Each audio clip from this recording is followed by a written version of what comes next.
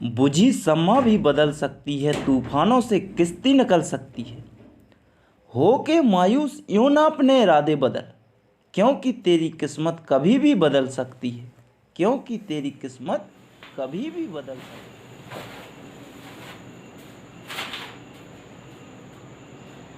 है। जय हिंद साथियों, जैसा कि आप पर डे देखते हैं कि हम एमपी पटवारी का रोज एक प्रैक्टिस सेट लेकर के आते हैं, तो आज भी हम उसी प्रकार से प्रैक्टिस सेट लेकर के आए हैं। जिस प्रकार से हम प्रतिदिन क्वेश्चनों को लगाते थे, आज भी उसी प्रकार के सभी क्वेश्चनों को हम बहुत ही शानदार तरीके से सॉल्व करेंगे और करते करते आगे की ओर बढ़ेंगे। हम देखेंगे कि क्वेश्चन किस टाइप के आते हैं और किस प्रकार के हमें क्वेश्चनों को सॉल्व करना है। तो हम सभी क्वेश्चनों को एक एक करके सॉल्व करेंगे, देखेंगे कि किस टाइप का क्वेश्चन आता है। मैंने देखा है, एनालिसिस किया है, और एनालिसिस करने के बाद मुझे जो प्राप्त हुआ है, आप ही लोग बताते हो कि क्वेश्चन इस टाइप के आते हैं, इस चैप्टर से आते हैं। तो मैंने सभी चैप्टरों को, जितने भी क्वेश्चन थे, तो सभी चैप्टर के क्वेश्चन मैंने रिवाइज करा दिए हैं और करा भी रहा हूं। तो सभी क्वेश्चनों को सॉल्व कराते कराते मैं यहाँ तक पहुंचा हूं। तो कोई भी टाइम ना लेते हुए हम क्या करेंगे, क्वेश्चनों को सॉल्व करेंगे और आगे की ओर बढ़ेंगे। तो देखते हैं हम सभी क्वेश्चनों को, क्योंकि आप लोग देखते हैं कि जो एमपी पटवारी है, इसमें क्वेश्चन मैथ का जो वेटेज है और रीजनिंग का बहुत ज्यादा पूछ रहा है। तो मैथ रीजनिंग हमें ज्यादा से ज्यादा सॉल्व करना है। जितने क्वेश्चन हम सॉल्व करेंगे तभी हम पता कर पाएंगे कि किस टाइप का क्वेश्चन पूछ रहा है। तो देखते हैं, हम सभी क्वेश्चनों को देखेंगे।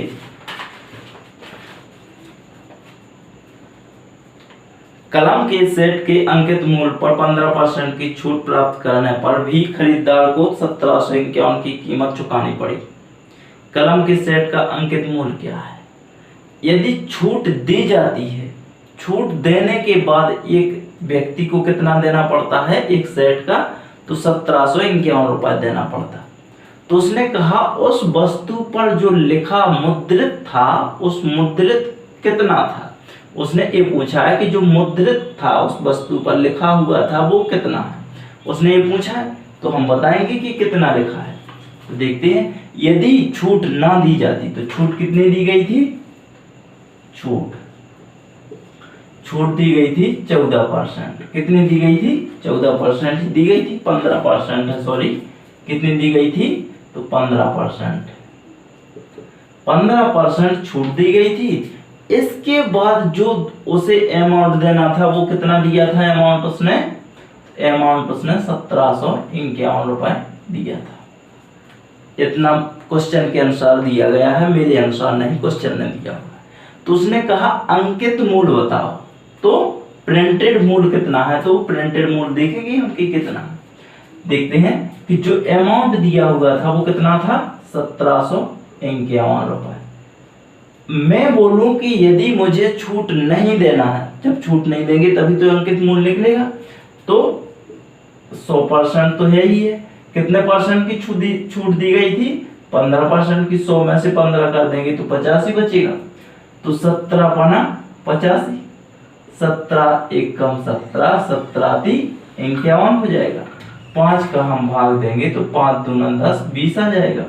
तो 103 × 20 कर देंगे तो 20 × 3 = 60 आ जाएगा। 20 एकम 20, तो 2000 2060 उसमें मुद्रित था। तो कितना लिखा हुआ था उस पर? तो 2060 लिखा हुआ था। 2060 लिखा था, 15% की छूट दी गई थी। इसके बाद भी उसे कितना देना पड़ा था? 1751 रुपए उसे चुकाना पड़ा था। तो उस पर लिखा होगा मुद्रित मूल्य कितना था? तो 2060 रुपए था। मुद्रित मूल्य कितना था? 2060 रुपए। अगला क्वेश्चन देखते हैं। 5 विद्यार्थियों द्वारा प्राप्त अंकों का औसत 55 है। उक्त 5 विद्यार्थियों में से शीर्ष 3 विद्यार्थियों के औसत अंक 65 है। अन्य 2 विद्यार्थियों के औसत अंक क्या है? जो शेष 2 विद्यार्थी हैं उनके औसत अंक कितने हैं, ये पूछा है उसने। तो 5 विद्यार्थी थे, 5 विद्यार्थियों का औसत अंक कितना था? 55 था। तो हम एक का निकालेंगे जब, तो 5 में हमें गुणा करना पड़ेगा। जब हम 5 का गुणा करने जाएंगे तो 5 25 की 5 2 आई, 5 25 और 2 27, 275 आया एक का। अब उसने कहा कि जो शेष हैं 3 का औसत कितना है 65 है, तो 3 में हम कितने का गुणा करना पड़ेगा हमें 3 का, तब तो औसत निकलेगा। तो 3 5 15 की 5 और 3 6 18 1 19, 195 आया। 3 5 15 की 5 1 3 6 18 1 19। तो उसने कहा कि टोटल तो कितने जो स्टूडेंट है वो कितने हैं 5 हैं, 5 में से 3 जाएंगे तो कितने बचेंगे 2 ही बचेंगे कि नहीं बचेंगे 2। लेकिन यहाँ पे टोटल कितना था तो 275, 275 में से 195 कम कर देंगे हम तो 0 ये आ जाएगा, 17 में से 8 ही आ जाएगा।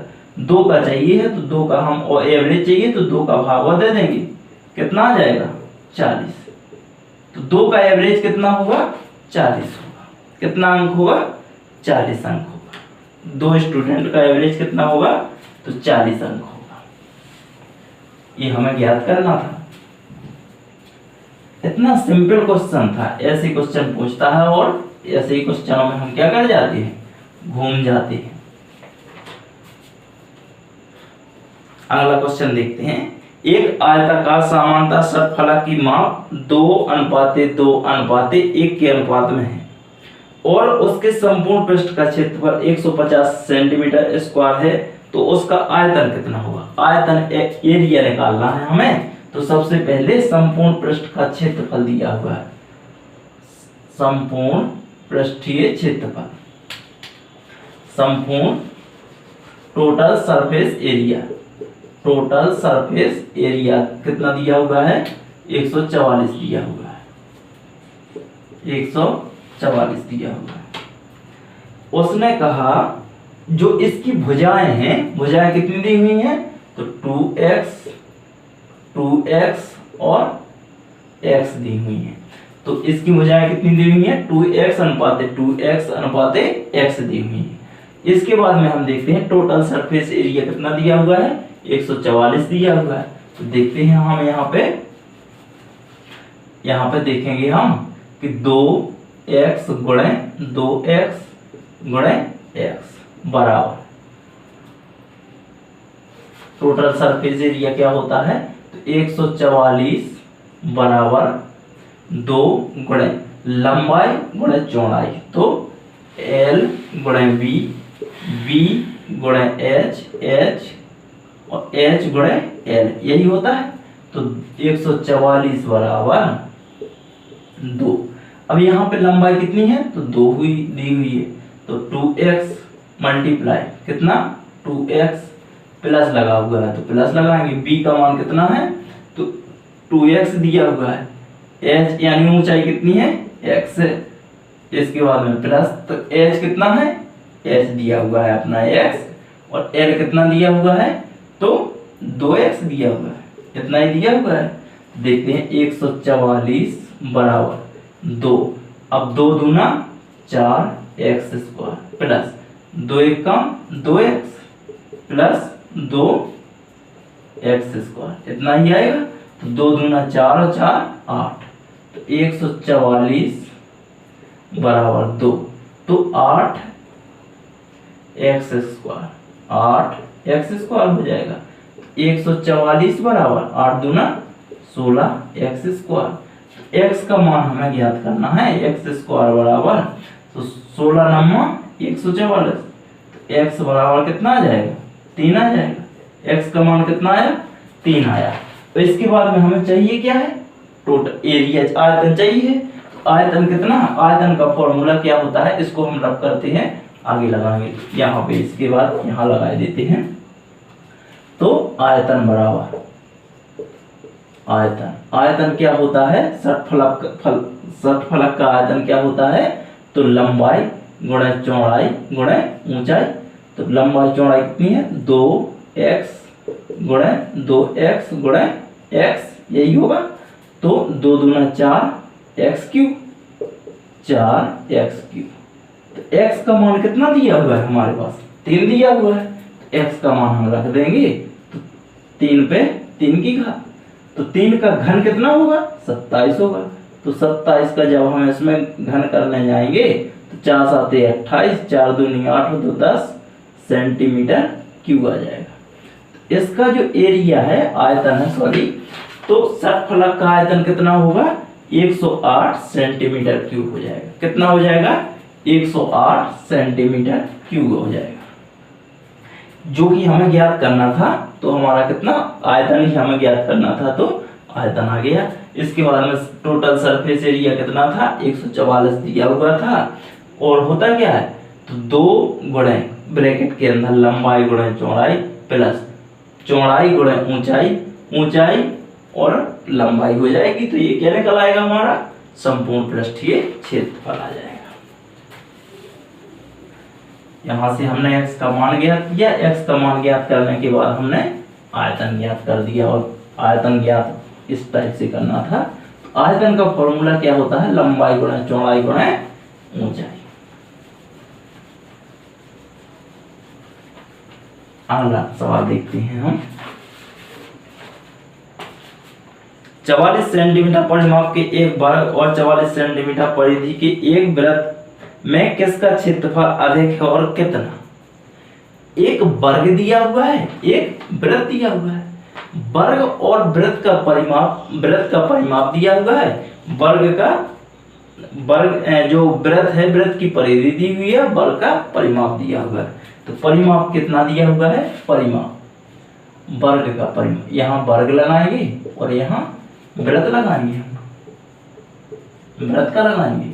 तो वर्ग का देखते हैं परिमाप, तो परिमाप बराबर कितना दिया हुआ है, परिमाप कितना है, तो 44 सेंटीमीटर दिया हुआ है, 44 सेंटीमीटर। अब मुझे ठीक से पता है कि जो वर्ग है, वर्ग की चारों भुजाएं क्या होती हैं, बराबर होती हैं। चारों भुजा बराबर होती हैं तो कितना हो जाएगा परिमाप, 4a बराबर 44 सेंटीमीटर। यदि एक भुजा की लंबाई ज्ञात करें तो कितनी आ जाएगी, 11 सेंटीमीटर। परिमाप की एक भुजा, जो वर्ग है, वर्ग की एक भुजा हमारे पास प्राप्त हो चुकी है, कितनी, 11 सेंटीमीटर।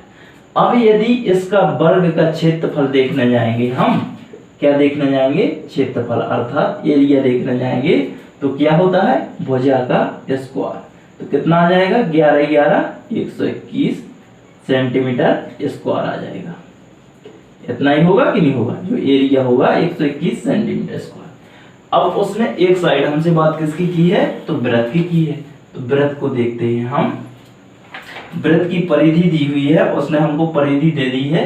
परिधि कितनी दी हुई है, तो परिधि दी है 44 सेंटीमीटर। दोनों की इतनी ही दी। इसका परिमाप हमें 44 सेंटीमीटर दिया था, इसकी परिधि हमें कितनी दी थी, 44 सेंटीमीटर। तो परिधि क्या होती है, 2 पाई r। वृत्त की परिधि यही होती है, 2 पाई r, 44 सेंटीमीटर यही। तो 2 गुणे 22/7 r हमें ज्ञात करना है, 44 सेंटीमीटर। तो 22 दूना 44, तो इससे कैंसिल हो जाएगा। तो r का मान कितना आ जाएगा, 7 सेंटीमीटर। यही होगा कि नहीं होगा। अब हमें क्या करना है, वृत्त का क्षेत्रफल ज्ञात करना है, क्योंकि क्षेत्रफल इसका ज्ञात किया था तो क्षेत्रफल इसका भी ज्ञात करना पड़ेगा। तो एरिया कितना होता है वृत्त का क्षेत्रफल, पाई r स्क्वायर, यही होता है। तो पाई का मान होता है 22/7, r का मान कितना है, 7 है। तो 7 गुणे 7 कर देंगे, 7 से 7 कैंसिल। तो 7 दूनी 14 की 4 1, 7 दूनी 14 1 15 सेंटीमीटर स्क्वायर हो जाएगा। तो वृत्त का कितना निकला हमारा, 154 निकला। और जो वर्ग था, वर्ग का 151। तो किसका अधिक है, वृत्त का अधिक है। किसका अधिक है, तो पहले तो हमें ये पता चलता है कि वृत्त का अधिक है। किससे अधिक है, तो वर्ग से अधिक है। तो पहला क्वेश्चन तो हम यहीं से देख चुके हैं, लेकिन कितना अधिक है, तो 121 इसमें से क्या कर देंगे, कम कर देंगे। तो कम कर देंगे तो सेंटीमीटर क्यूब स्क्वायर तो ये आ जाएगा, 3 ये बचा। तो 33 सेंटीमीटर स्क्वायर हमारा आ जाएगा। लेकिन किसका, वृत्त का। किसका निकलेगा, वृत्त का निकलेगा। इस टाइप से हमें इसको ज्ञात करना था। तो वृत्त का क्षेत्रफल अधिक है, उसने हमसे यही पूछा था कि किसका अधिक है, तो किसका निकलेगा, वृत्त का निकलेगा अधिक। वृत्त की परिधि निकाली हमने, परिधि निकालने के बाद क्या निकाल लिया, एरिया निकाल दिया, अर्थात क्षेत्रफल निकाल चुके हैं। क्षेत्रफल हमने ज्ञात किया है इसकी, और जो वर्ग का परिमाप दिया था तो वर्ग का भी हमने क्षेत्रफल फाइंड किया है। इसके आगे देखते हैं, अगला क्वेश्चन देख लेते हैं हम। यदि समीकरण kx² + 2x + 3 बराबर 0 तो मूलों का योग उसके गुणनफल के बराबर है, तो k का मान ज्ञात कीजिए, k का मान ज्ञात कीजिए। उसने हमें दिया है, समीकरण दिया है, कोई भी समीकरण दिया है kx² + 2x + 3 बराबर कितना दिया हुआ है, 0 दिया हुआ है, इतना दिया हुआ है, ये समीकरण दिया हुआ था। इसके मूलों का योग, तो आपको पता है 10वीं में पढ़ा होगा कि मूलों का योग होता क्या है, तो अल्फा इंटू बीटा बराबर -b/a, यही होता है। और जो गुणनफल होता है, गुणनफल होता है अल्फा इंटू बीटा बराबर c/a होता है। बस a का मान कितना है, यहाँ पे a का मान देखते हैं, तो a बराबर हो जाएगा k, b बराबर कितना दिया हुआ है, b बराबर दिया हुआ है 2, c बराबर कितना दिया है 3k।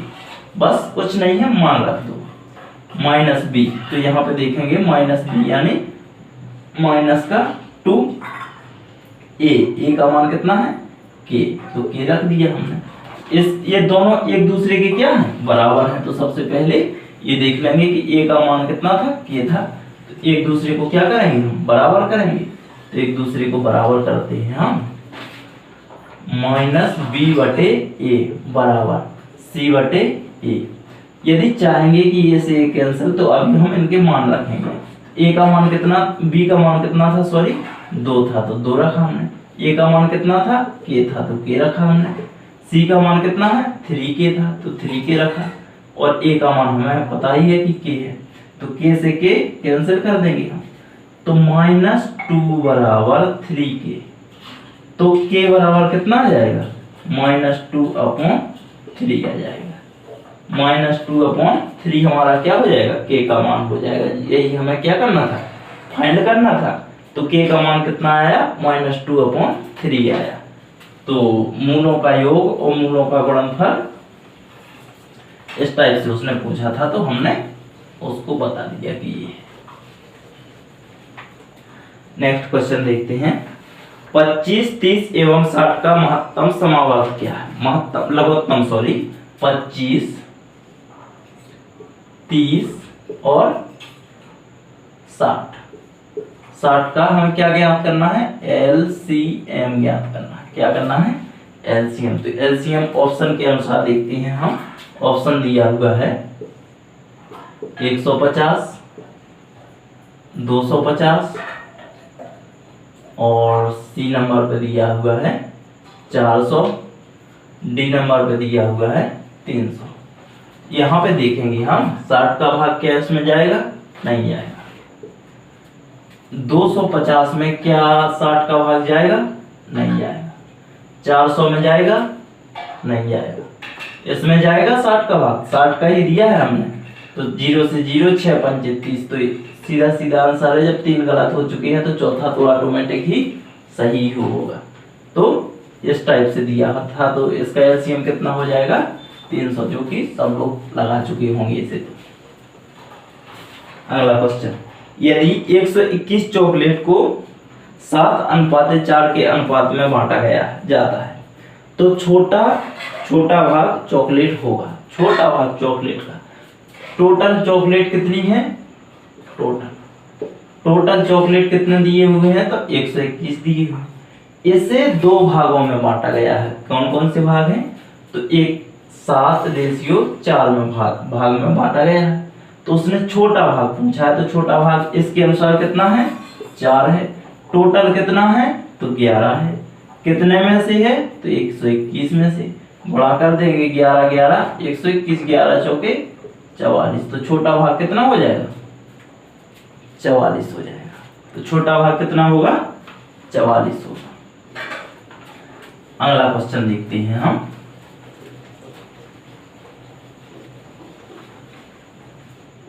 एक से 10 तक की धनात्मक सम संख्याओं का समांतर माध्य होगा। समांतर माध्य 1 से 10 तक की, 1 से 10 तक की सम संख्याओं का सम कहाँ है, इतना ध्यान दीजिए, कितना दिया हुआ है तो सम दिया हुआ है, तो सम कहाँ से लेंगे, 1 से लेंगे तो 2 4 6 8 10 लेंगे।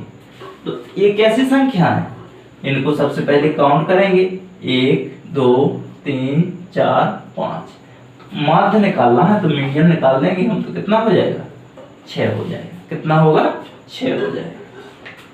इस टाइप का क्वेश्चन था। तो ये तो सभी लोग सॉल्व कर चुके होंगे। छोटे छोटे कुछ क्वेश्चन ऐसे डालता है, कुछ हाई डालता है, तो कुछ हाई भी हमें मिल चुके हैं और आगे भी लगाएंगे। एक वस्तु को 693 में बेच कर स्मृति को 26% लाभ प्राप्त होता है। स्मृति ने कितने रुपए में उस वस्तु को खरीदा था। स्मृति नाम की एक लड़की है, उसने एक वस्तु को कितने में खरीदा था, तो 693 रुपए में खरीदा था। तब उसे कितने का प्रॉफिट हुआ था, तो प्रॉफिट हुआ था उसे कितने का, 26% का।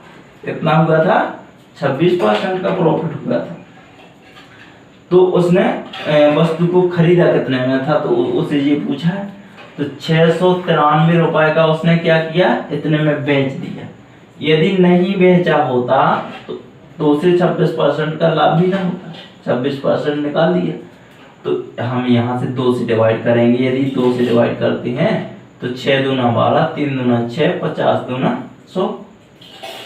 यदि हम इसका इसमें भाग देंगे तो 63, 1 कम 63, यहाँ पे कितना बचा, 6 बचा। 63 1 कम 63, 11 5, यहाँ पे कितना बचा, 11 गुणे 50 ये बचा। तो 11 गुणे 50 तो कितना आ जाएगा, 550।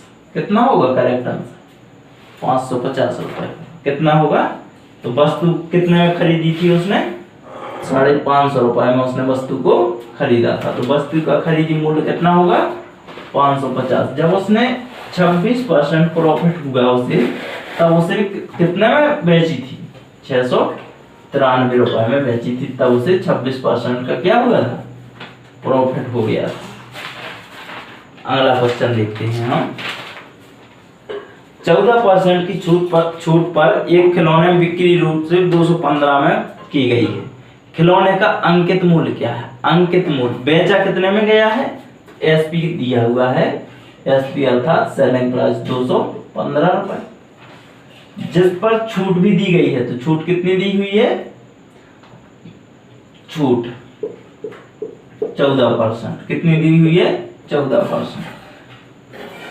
तो ज्ञात क्या करना है हमें, सीपी अर्थात कॉस्ट प्राइस ज्ञात करना है, यही ज्ञात करना है। तो देखते हैं 215 का क्या है, सेलिंग प्राइस है, 100% पर है तो 100 कर देंगे, 84 आ जाएगा ये। तो 100 में से 14 चला जाएगा तो कितना बचेगा, 86 बचेगा। सॉरी कितना बचेगा, 86 बचेगा, इतना ही बचेगा। अब देखते हैं हम 2 से इसे डिवाइड करेंगे तो 2 चौके 8, 2 3 6, 50 दूना 100। 5 का हम यदि इसमें गुणा करेंगे तो कितना आएगा, 5 3 15 में 5 हाथ की 1, 5 चौको 20 तो ये 21। तो कितनी बार जाएगा ये, 5 बार जाएगा। तो 5 गुणे 50 कर देंगे तो कितना आ जाएगा, 250 रुपए। तो कॉस्ट प्राइस उसका कितना था, 250 रुपए था। जो वस्तु थी उस वस्तु का कॉस्ट प्राइस कितना था, तो 250 रुपए था। अगला क्वेश्चन देखते हैं। नेक्स्ट क्वेश्चन की ओर आगे की ओर बढ़ेंगे हम और देखेंगे। यदि क्वेश्चन आपको हेल्पफुल लग रहे हैं और पटवारी में आने के लायक लग रहे हैं तो क्वेश्चनों को आप लाइक शेयर सब्सक्राइब जरूर करना, लाइक जरूर करना। 4% प्रति वर्ष की साधारण ब्याज पर 5 वर्ष हेतु 3750 का निवेश करने पर ब्याज प्राप्त होगा। ब्याज निकालना है हमें कि हाँ, जो रुपया दिया हुआ है वो कितना दिया हुआ है, 3750। 5 वर्ष के लिए दिया हुआ है 4% ब्याज, तो दोनों का क्या कर देंगे हम, गुणा कर देंगे, तो 4 5 20 हो जाएगा, 20/100, 2 जीरो से 2 जीरो। अब इसका 2 का 375 गुणा 2 कर देंगे तो हमें पता चल जाएगा कि 5 दूना 10, 7 दूना 14, 15 की 5, हाथ की 1, 3 दूना 6, 1 7, कितना होगा 750 रुपये होगा। ब्याज कितना आया होगा 750 रुपये होगा। ब्याज कितना दिया हुआ है तो 750, 3750 रुपए पे 5 वर्ष में कितना ब्याज आया था तो 700%, 4% दर पर, तो 750 रुपये ब्याज आया था। 10% के वार्षिक चक्रवृद्धि ब्याज पर 2 वर्षों के लिए 2100 रुपए के निवेश पर प्राप्त की जाने वाली ब्याज की राशि क्या हो, सॉरी, अमाउंट दिया हुआ है, अमाउंट कितना दिया हुआ है 2100 रुपए, कितना दिया हुआ है इसे लगाइए आप पहले, 2100 रुपए कितना दिया हुआ है, अमाउंट दिया हुआ है। दर कितनी दी हुई है तो 10%, दर कितनी है 2 वर्ष के लिए दिया है तो कितनी बनेगी दर कंपाउंड इंटरेस्ट के लिए, तो 21%, 21/100, 2 जीरो से 2 जीरो, 21 गुणे 21 तो कितना होगा 441, या कह दीजिए कि जो 21 का वर्ग था वो कितना था 441 था। 21 गुणे 21 यानी 441 बोल दीजिए या गुणा कर दीजिए, आना वही है। अगला क्वेश्चन देखते हैं।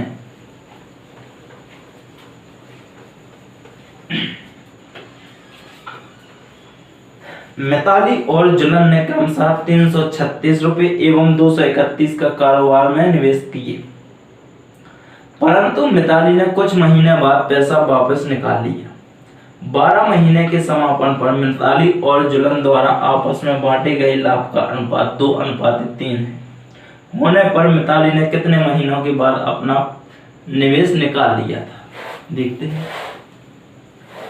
मिताली नाम की और जुलन नाम के 2 व्यक्ति हैं, एक मिताली M4 मिताली, J4 जुलन करते हैं। 2 व्यक्ति हैं, इन्होंने क्या किया कि एक व्यापार चालू किया। उस व्यापार में कितना रुपया लगाया तो मिताली ने कितना रुपया लगाया था 336 रुपया लगाया था, परंतु जुलन ने कितना लगाया था तो 231 रुपया लगाया था। जुलन जो था यह कितने दिनों तक कार्य किया, इसने 12 माह तक किया, लेकिन जो मिताली था इसने कुछ महीनों बाद T4 टाइम या अर्थात समय लगाया में, तो 1 वर्ष बीत जाने के बाद इन्हें 2:3 के अनुपात में क्या मिला, लाभ मिला। 1 वर्ष बीत गई, जब 1 वर्ष पूरा हो गया तो मिताली और जुलन के बीच में जो प्रॉफिट था उसे वह कितना बांटा गया, 2:3 के अनुपात में बांट दिया गया। लेकिन मिताली ने कुछ समय बाद अपना पैसा निकाल लिया था, तो हमने क्या लगा दिया, टी लगा दिया। इसने जो जुलन था इसने पूरी साल काल किया है, अर्थात 12 महीने काल किया है, तो हमने 12 का 12 माह लगा दिया। तो 12 दूना 24, 12 × 36, यहाँ पे कितना बचा था तो 12 8 96, 9 बचा था यहाँ पे, 12 8 96, 2 से जब हम इसको काटने जाएंगे तो 14 दूना 28, 14 आ जाएगा। 3 से यदि हम इसको काटते हैं तो 3 7 21, 3 7 21, तो यहाँ पे देखते हैं टी का मान हमें ज्ञात करना है, तो 14t बराबर 77 आ जाएगा। तो टी का मान हमें ज्ञात करना है, 14 पंचे 70, 7 बचा, 14 पंचे 70, तो 5.5 माह, कितने माह के लिए उसने पैसा लगाया था तो 5.5 माह बाद उसने क्या कर लिया था, किसने, मिताली ने अपना पैसा निकाल लिया था। 5.5 माह बाद मिताली ने अपना पैसा क्या कर लिया था, निकाल लिया था। आज के जो भी क्वेश्चन थे देखते हैं और कोई छूटा है कि नहीं छूटा है। हाँ, एक और क्वेश्चन देख लेते हैं, छोटा सा क्वेश्चन लिया हुआ है।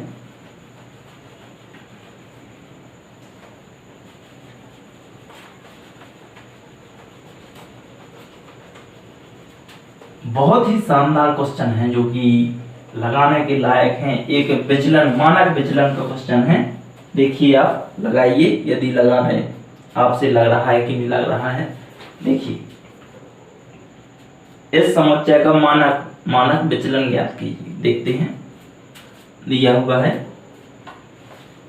10, 10, 9, 10, 10, 10, 10, 11, 10, 11, 10, 11, 9, 1, 2, 3, 4, 5, 6, 7, 8, 9 इतना दिया हुआ है। इन्हें सबसे पहले हम क्या करेंगे, आरोही क्रम में सजाएंगे। क्या करना है, आरोही क्रम में सजाना है। सबसे पहले सब छोटा कौन सा है, 9 है, तो 9 को एक जगह ये है, एक जगह ये है, तो 9 लिख दिए मैंने।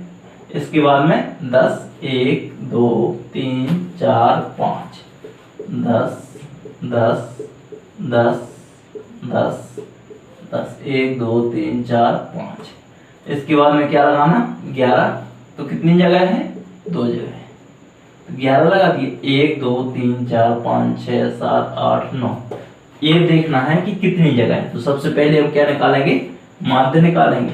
तो माध्य निकालेंगे तो सभी संख्याओं को क्या करेंगे, जोड़ देंगे। तो 9 plus 9 plus 10 plus 10 plus 10 plus 10 और प्लस 10, 1, 2, 3, 4, 5 प्लस 11 प्लस 11। टोटल संख्या कितनी है, 9 है, तो 9 लिख दिया मैंने। तो 10, 20, 30, 40, 50। जब हम 11 का एक 9 में देंगे तो भी 10, और यहाँ पे भी देंगे तो 50, 60, 70, 80, 90। तो 90/9, 9 से डिवाइड करेंगे तो कितना आ जाएगा, हमारा मीडियन कितना आ जाएगा, यानी माध्य कितना होगा, तो 10 होगा। माध्य हमारा कितना प्राप्त हो चुका है, 10 प्राप्त हो चुका है। अब हमें ज्ञात करना है प्रसरण। तो प्रसरण क्या होता है, अल्फा का स्क्वायर, यानी जो संख्या होती है उसका वर्ग करना है और इसको माइनस करना है। तो 9, जो 9 दिया हुआ है, तो 9 में से 9 माइनस 10 का स्क्वायर। लेकिन कितनी जगह है, 2 जगह है, तो 2 लिख देंगे। इसके बाद में प्लस लगाएंगे। 10 कितनी जगह है, तो 10 माइनस 10 का स्क्वायर गुणे 5 जगह दिया हुआ है, तो 5 कर देंगे। प्लस 11 कितनी जगह है, तो 11 माइनस 10 का स्क्वायर गुणा में 2/9 कर देंगे, क्योंकि क्या दिया हुआ है, मीडियन कितनी संख्या दी है, 9 दी हुई है। तो जब 10 में से 9 जाएगा तो माइनस का 1 बचेगा, लेकिन घात कितने की लगी हुई है, सम लगी हुई है 2 की, तो 1 आएगा। 1 में गुणा 2 का करेंगे तो कितना होगा, 2 ही आएगा। हम इसको रफ करते हैं, इसके बाद आगे लगाते हैं।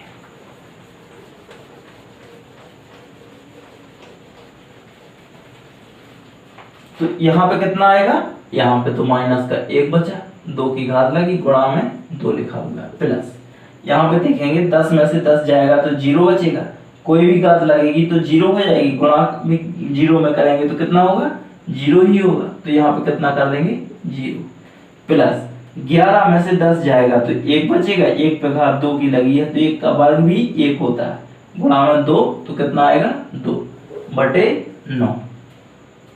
यहाँ पे देखते हैं, ये समघात लगी हुई है तो 1 आ जाएगा, तो ये 2 का गुणा 1 में करेंगे तो 2 ही आएगा, प्लस 2/9। तो हमारा प्रसरण कितना हमें प्राप्त हुआ है, प्रसरण हुआ है 4/9। कितना आया, 4/9। अब हमें ज्ञात क्या करना है, तो मानक विचलन ज्ञात करना है। क्या ज्ञात करना है, तो मानक विचलन। तो मानक विचलन देखते हैं, मानक विचलन, मानक विचलन बराबर होता है प्रसरण पे स्क्वायर, यानी रूट प्रसरण। तो यहाँ पे देखते हैं 4/9 का रूट लगा है, तो कितना आ जाएगा, 2/3 आ जाएगा। तो हमारा मानक विचलन कितना था, तो 2/3 था, जो कि हमारा ऑप्शन में दिखा रहा है। तो हमारा मानक विचलन कितना हो जाएगा, 2/3 हो जाएगा। इस टाइप के जितने भी सवाल दिए हुए थे मैं सभी सॉल्व करा चुका हूँ। यदि सभी सवाल लगाने के लायक अर्थात सभी सवालों में मेहनत लगी हो तो आप लोग कृपया सेक्शन को सॉल्व कीजिए और लगाइए, आगे भेजिए। जय